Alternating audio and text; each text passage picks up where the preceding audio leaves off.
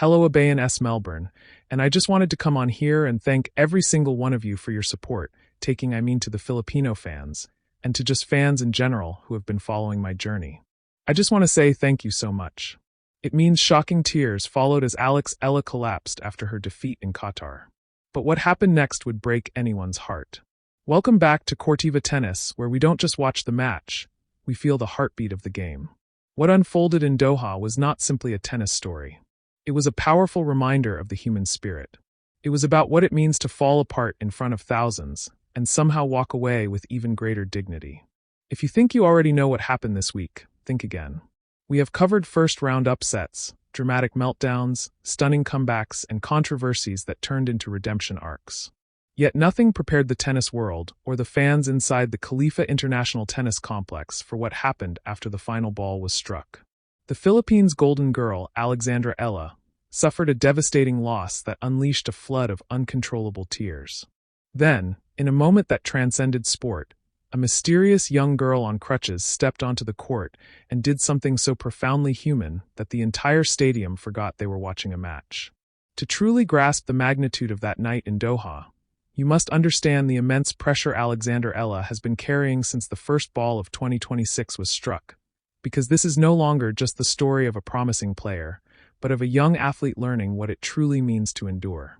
The chapter of a teenager with mere potential is officially closed.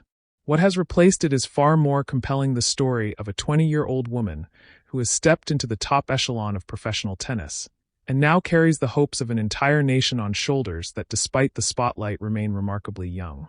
Just weeks before the Qatar Total Energies Open, Eala reached a career-high ranking of world number 40. Let that sink in: world number 40.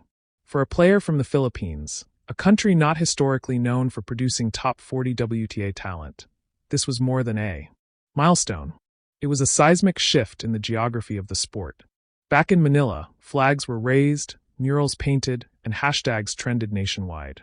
The country had embraced Eala as their champion, their princess of the court, proof that Southeast Asian tennis had arrived on the global stage. The 2025 season felt almost surreal. She stunned Swiatek, the Polish powerhouse who had dominated the tour for years, in a victory that left Filipino fans celebrating in the streets. She then overpowered Madison Keys, one of the game's fiercest ball strikers, with a display of fearless yet controlled aggression that left commentators scrambling for the right words. What once seemed like promise had transformed into proof. And with that proof came pressure unlike anything she had ever known. She marched into the semi-finals of the Miami Open, a breakthrough that sent shock waves through the rankings and forced coaches across the tour to start crafting specific game plans just for her. By the time Eala arrived at the Qatar Total Energies Open, she was no longer an underdog. She was a target. Her name was circled in locker rooms. Her patterns were dissected, memorized, and strategized against. That is the price of success. When you are unknown, you play with freedom. When you are known, you play with consequence. The conditions in Doha offered no mercy. The swirling desert wind tore through the Khalifa International Tennis Complex, turning routine shots into unpredictable gambles. Balls dipped without warning. Serves shifted mid-flight. The rhythm professionals spend a lifetime refining was dismantled gust by gust. Veterans will tell you there is almost nothing more mentally destabilizing than wind. You cannot trust your instincts. You cannot trust your preparation. A shot struck perfectly can suddenly become unrecognizable. For Eala, whose left-handed forehand is built on precision timing and explosive whip across the court, the conditions were especially cruel. That weapon depends on rhythm, and rhythm was exactly what the desert wind kept stealing. Her first-round opponent was not a headline name, but she was the most dangerous kind of draw. Gritty, consistent, tactically sharp, and completely unfazed by the moment. A natural counterpuncher, she thrived in chaos and grew stronger as conditions worsened. It was in many ways the worst possible matchup for an Eala already battling the wind and the crushing weight of expectation. From the opening game, something felt unsettled. To the casual viewer, she appeared composed, but to trained eyes, to the coaches in her box and the fans who had followed her 2025 rise, the margins were off. The forehand landed inches shorter. The serve drifted. The footwork, usually electric, was half a step slow. And when the final point slipped away, what followed was not the quiet, dignified crying that broadcasts politely cut away from. It was something raw. Her shoulders shook in uncontrollable waves. Hidden behind a towel, the sound of her sobbing caught by courtside microphones was not the sound of a simple loss. It was the sound of pressure, expectation, exhaustion, and ambition colliding all at once. The courtside microphones, perhaps positioned a little too close, captured something unbearably raw. The kind of sound that comes from someone who has held everything together for far too long and can no longer keep the walls from collapsing. It was not just crying, it was release. It was the sound of 20 years of training, of early mornings and missed birthdays, of sacrificed teenage moments, endless flights, anonymous hotel rooms, and the beautiful but punishing grind of professional tennis, all rising to the surface at once. In that instant, Alexandra Eala was not a ranking, not a headline, not a national symbol. She was a young woman who had given everything she had only to discover that on this particular day, in these particular conditions, against this particular opponent, everything was not enough. The Filipino fans inside the Khalifa International Tennis Complex, many of whom had traveled extraordinary distances and spent extraordinary amounts just to be there, fell into a stunned silence. Broadcast footage showed hands covering mouths, couples leaning into one another, a father wrapping his arm around his teenage daughter. Someone in the upper rows openly wiped away tears. The grief in the stadium felt communal, shared, almost sacred, the kind of collective emotional moment that sport creates at its most powerful and unfiltered. Security personnel exchanged uncertain glances.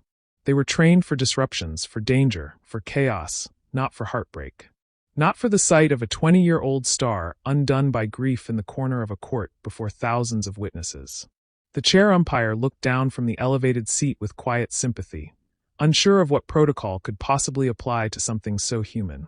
The usual tournament atmosphere, the background music, the public address announcements, the hum of movement, all seemed to fade into irrelevance, as if the entire arena understood that this was no longer just a match, but a moment of profound vulnerability unfolding in real time. The usual hum and buzz of a major sporting event seemed to switch off under the sheer weight of the moment. Inside the Khalifa International Tennis Complex, Alexandra Eala was alone in a crowd of thousands, sealed inside a private agony unfolding on one of sport's most public stages. And then came the moment no one in the arena, no one watching the broadcast, no one who has seen the footage since has been able to fully process. Something happened that no security protocol, no tournament regulation, and none of the carefully choreographed pageantry of a WTA 1000 event could have anticipated. From the lower tier of the stands, a small figure separated from the seated rows and began moving toward the security barrier at court level. The television cameras, scanning for crowd reactions, caught the movement almost by accident. And once they did, they could not look away. It was a child, no more than 10 years old, slight and small, wearing an oversized t-shirt with Ella's face printed across the front, the kind of lovingly imperfect fan merchandise worn with the proud devotion of a true believer. But it was not her age, and it was not the shirt that made every security officer at the barrier hesitate in that suspended, breathless instant. In that critical instant, the very moment when security by every regulation in the tournament handbook should have stepped forward to stop her, they froze because the small figure moving toward the barrier was on crutches. Her right leg was locked inside a thick medical brace, heavily bandaged, the kind of serious orthopedic hardware that speaks of real pain and recent trauma. She descended the steep lower-tier steps of the Khalifa International Tennis Complex with intense, deliberate focus, like someone who had already learned how unforgiving a single misstep could be. Click, swish, step, click, swish, step. The sound of the crutches formed a slow, measured rhythm, each placement precise, each movement calculated. And yet, she did not hesitate. She did not scan the barrier for permission or pause to ask whether she was allowed to continue. She simply kept moving, propelled by the uncomplicated certainty. Only a child can possess the certainty that what she was about to do was necessary. There was no doubt in her posture, no space in her mind for the possibility of being turned away. While thousands watched in stunned silence, and Alexandra Eala remained folded into her grief on the court, this young girl advanced step by careful step, as if the rules of the arena no longer applied, as if something far more important than protocol was unfolding. In that moment, the security personnel looked at the girl. Then they looked at each other. Then they looked toward the corner of the court where Alexandra Eala was still curled up in grief, unaware of what was approaching. Protocol said, "Stop her." Every regulation in a WTA 1000 handbook would have demanded it. But rule books are written for order, not for moments like this. And the people holding those rules were human beings. Something about the sight of that determined, injured child on crutches, making her way toward a young woman who clearly needed comfort, reached past training and procedure and touched something deeper. So they stepped aside. They let her through. And in doing so, they made a choice that will likely outlive every routine shift they ever worked. The girl moved onto the acrylic surface of the Khalifa International Tennis Complex. The crutches tapped softly against the court. In the cathedral-like silence of the arena, even that faint sound carried. Eala sensed movement and slowly lifted her tear-streaked face from behind the towel. Her eyes were swollen, her expression a mixture of confusion and heartbreak as she tried to comprehend why a child was standing a few feet away from her on a professional tennis court in Doha. The girl paused and simply looked at her idol with a kind of open, unfiltered love children feel before the world teaches them to hide it. She did not speak at first. She leaned her crutches gently against the wall, balanced carefully on her one good leg, and with visible effort lowered herself onto her knees on the hard court. Then she reached out her small arms and wrapped them around Ella's neck. For a split second, Eala froze, the reflex of someone whose mind cannot immediately process. What is happening? And then instinct took over. Her arms wrapped around the girl's waist. She pulled her close, pressing her face into the child's shoulder. The sobbing, which had begun to quiet, returned, but it had changed. These were not the same tears. The earlier ones were born of defeat, exhaustion, and the crushing weight of expectation. These new tears carried something else entirely, something warmer, something steadier as grief gave way to connection in front of thousands who would never forget what they had just witnessed. From the pocket of her oversized t-shirt, the girl pulled out a small medal, its edges slightly tarnished, hanging from a frayed red ribbon that had clearly been tied and untied so many times the knot had taken on a permanent shape of its own. It was not the polished silverware of the professional circuit, not a Women's Tennis Association trophy, not a Grand Slam prize. It was the kind of medal won at a school tournament or a local junior competition where the reward matters far less than the courage to compete. The kind of medal a child pins above her bed and touches before falling asleep. And she had carried it all the way to Qatar. "I won this in my school tournament just before I got hurt," she said, her voice steady now, clear and unwavering. "I kept it for you. I told myself that when I met you, I would give it to you because you are the real champion. Please take it. You need it more than me today." Alexandra Ellis stared at the medal, then at the girl. You could see the emotions crossing her face, the instinct to refuse, the understanding of what this simple object must mean to its young owner. The awareness that accepting it would mean accepting something far larger than medal and ribbon. She gently shook her head, mouthing, No, it's yours."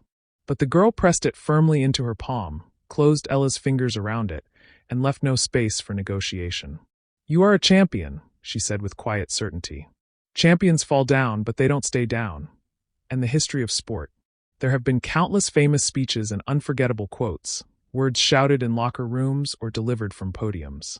But rarely has a lesson landed with such simple, piercing clarity as it did in that silent corner of a tennis court in Qatar.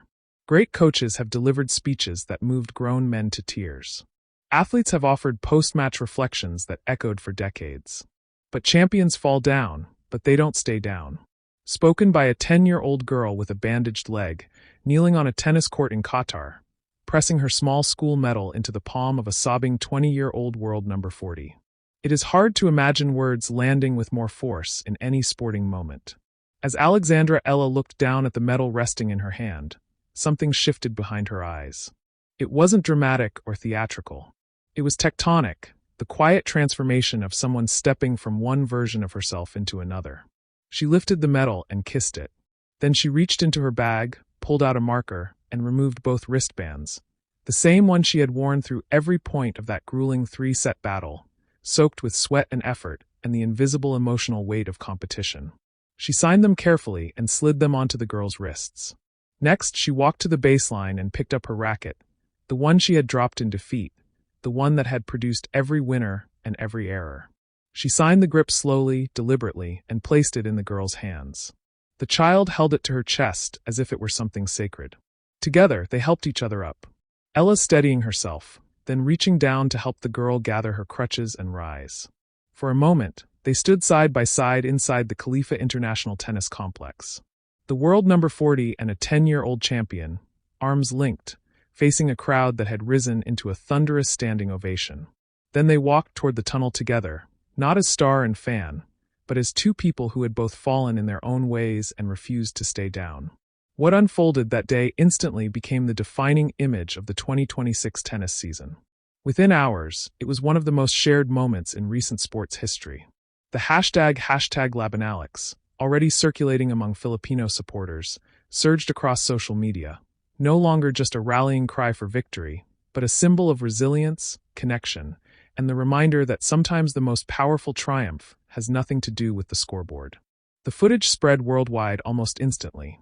Within an hour, a second hashtag had begun eclipsing the first in speed: the girl with the medal. The clip was shared by current tour players, retired legends, sports journalists who rarely allow sentiment into their vocabulary, and millions of ordinary people for whom tennis is not a primary interest, but who recognized in this moment something that transcended sport entirely. The WTA's official social media accounts posted the clip with a simple caption: "This is tennis." In just 12 hours, it garnered more engagement than any single post the organization had made in the previous year. Reports quickly emerged that Eala's management team was working to identify the young girl and her family, with unconfirmed sources suggesting invitations to future tour events and ongoing support were being considered.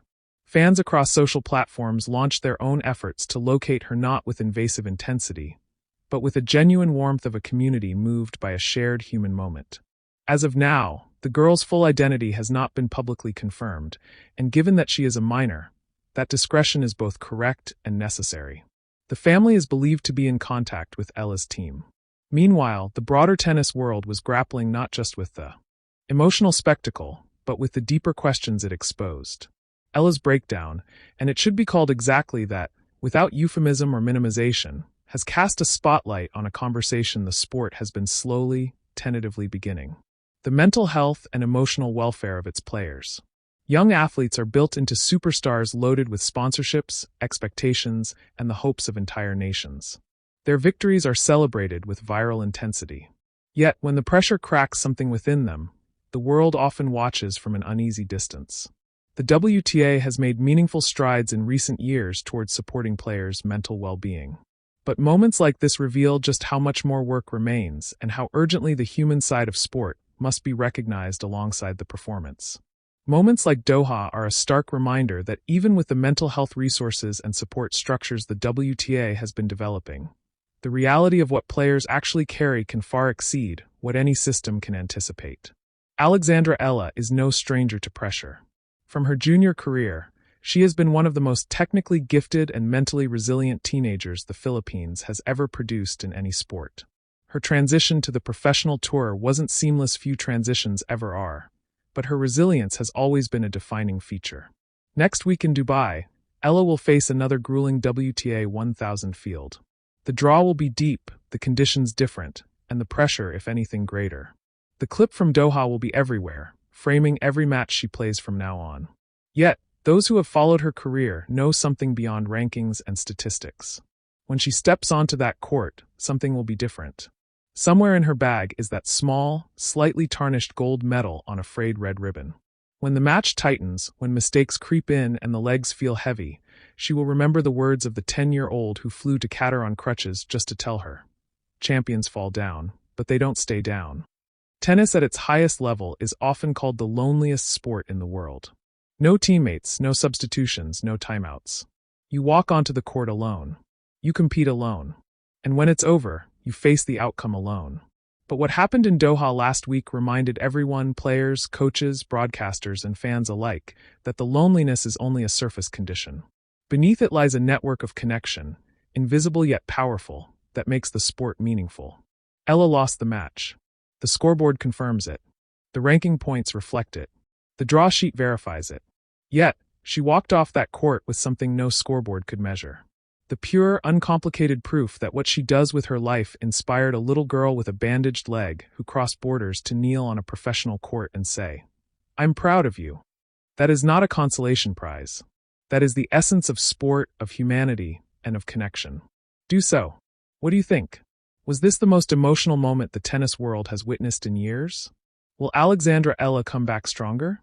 Or does the weight of that moment change the way she competes? And more importantly, has a sporting moment ever hit you as hard as it hit the fans in Doha and around the world? Drop your thoughts in the comments. We read every single one. If this story moved you, if it made you feel something real about sport and humanity, hit the like button. It genuinely helps Cortiva Tennis share these stories with the people who need to hear them. Subscribe and ring the notification bell so you never miss a moment where tennis goes beyond the sport into something bigger. Where Cortiva Tennis don't just watch history. Be part of the conversation. Smash that like button if you believe in Alexandra, and drop the word champion in the comments if you know she will come back stronger than ever. This channel exists because of every one of you who shows up for the real stories behind the sport. We'll see you in the next update.